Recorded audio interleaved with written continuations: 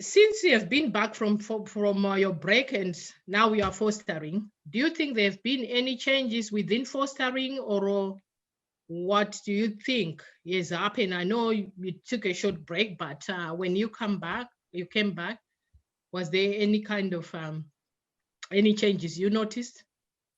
The training is a little bit more interactive. A lot of it is more, you can do training on the computer. You can do training, online on the computer. It's more interactive, and it's more interesting, the training, because you're having more, the children coming into care at the moment are a little bit more interesting. It's, when I say more interesting, it's not just basic neglect. It's just children that have come from, they might have been in gangs, not necessarily that they're going to be violent to you at home, but it's just what's going on the street right now.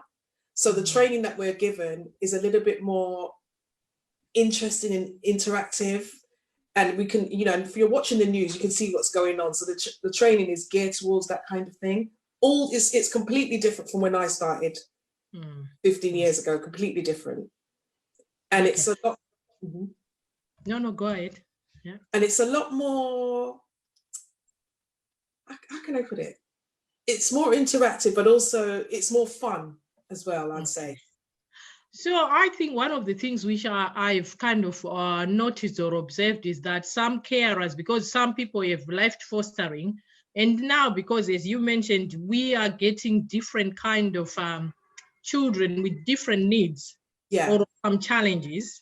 Yeah. So that's one of the things which I think will make a lot of people not maybe think that fostering, maybe if I go into fostering, I'm hearing all these stories, would I be able to manage? So what advice can you give to people who are thinking of fostering, coming back to fostering at this kind of times when we know children are coming with different needs as compared maybe 15 years ago? To be quite honest, a lot of the children that have been referred to me are not that type. So it's not always those children that are really coming into, some of them that are like that. And also you have a choice anyway. If that's not going to fit your household, you don't have to take that type of profile.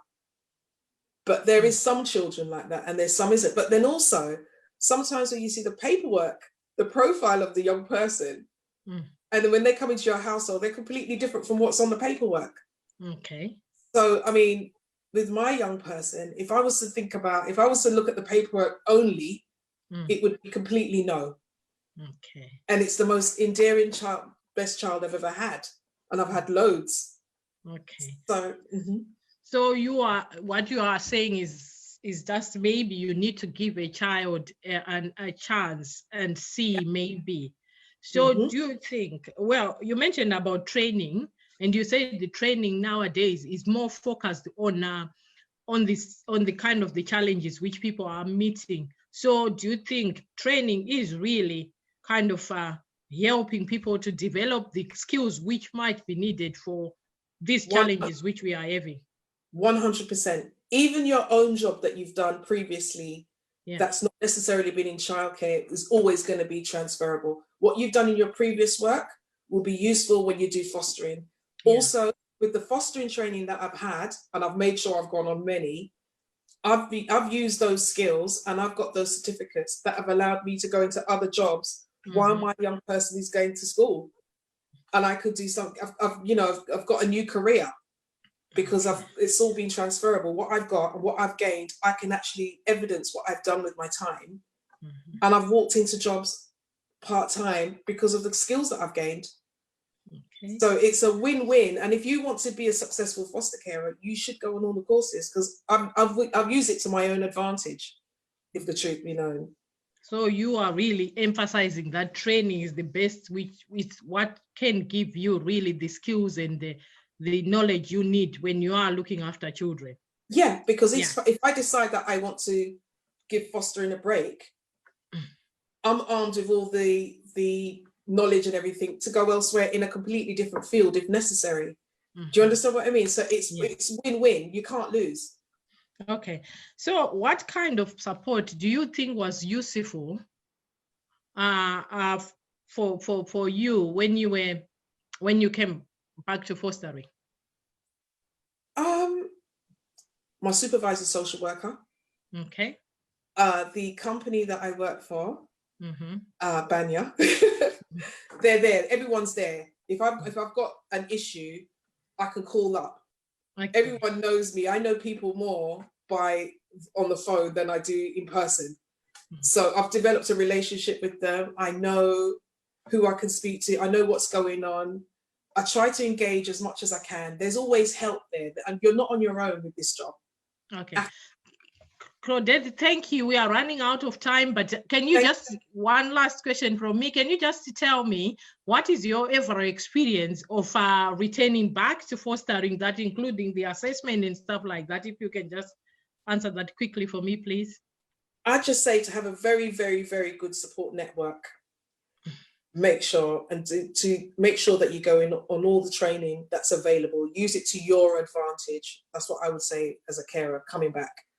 There's so much good things with fostering now. It's changed. It's changed. It's a professional job. It's not just working from home. It's a professional job.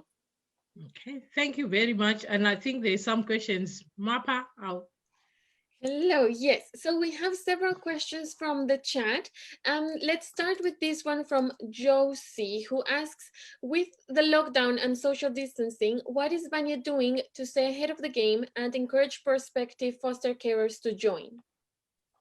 Well, you've got a Facebook interactive group that at the moment, I'm really, really busy. So I've not had a chance to get involved because Banya's always doing loads of things, but that's one. And I've got friends who are with Banya that are going on it and they're really, really enjoying it. And it's also taking a bit of stress off the young people who can't go out and also the carers. So it's interactive and it's fun.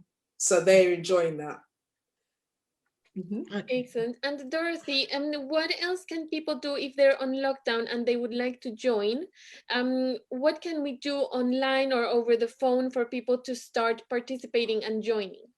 Okay, we are on the phone, we are online. So if, as I said earlier, that if you contact us, one of our dedicated staff, we are doing most of our first kind of what we call fact finding online. So we use all the online platforms. So like the Zoom, the Teams. So we are still continuing recruiting and getting people to start assessments. Exactly. So you can call us. We have a support line 24/7. And if you want to join, you can use the email joinus@banya.co.uk, or you can also sign up for our 1-minute survey. So there we ask your questions like, do you have a spare room? Share your phone number, share your email, and then we will reach out to you personally. One member of our staff will reach out, they will call you, they will answer all of your questions and help you get started. Even if it's over the phone, everything can be started. And there is so much that we can do in this time during lockdown so that we can move on to the next step after lockdown. But there's still a lot that you can do at the moment.